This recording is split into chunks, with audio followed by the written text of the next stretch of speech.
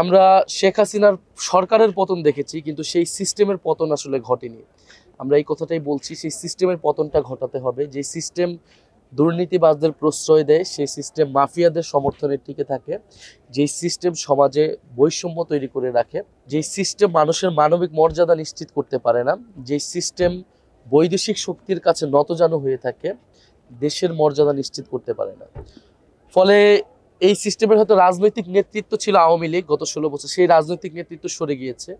এখন আমরা দেখতে পাচ্ছি আরেকটি দল সেই রাজনৈতিক নেতৃত্বের জায়গায় আসতে চাচ্ছে, সেই সিস্টেমটাকে টিকিয়ে রাখতে চাচ্ছে।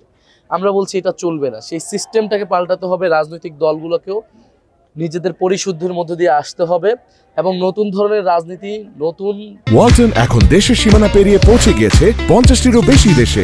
ওয়ালটন, ঘরে ঘরে বিশ্বজুড়ে। বাংলাদেশ লাগবে, এটাকে আমরা বলতেছি নতুন বন্দোবস্ত। যে বন্দোবস্তের অর্থনীতি, যেই আমার লুটপাটের মাফিয়ার নিয়ন্ত্রিত অর্থনীতি, সেই অর্থনীতি পরিবর্তন করতে হবে। বৈষম্যহীন ইনসাফ ভিত্তিক অর্থনীতি তৈরি করতে হবে। আমাদের সংস্কৃতির মধ্যে যে বিভাজন আমরা দেখেছি, সেই বিভাজন দূর করতে হবে। আমাদের ধর্মীয় স্বাধীনতা, আমাদের সকল ধর্ম এবং সম্প্রদায়ের সাংস্কৃতিক অখণ্ডতাটা নিশ্চিত করতে হবে। আমাদের নারীদের অধিকার নিশ্চিত করতে হবে। এবং ঐতিহাসিকভাবে আমরা বলেছি যে 1947 সালের যে ব্রিটিশ বিরোধী লড়াই, উপনিবেশ বিরোধী লড়াই, এবং 1971 সালের মহান মুক্তিযুদ্ধ এবং 2024 সালের যে গণ অভ্যুত্থান, এটাকে আমরা একই সাথে দেখি, একই ধারাবাহিকতা দেখি।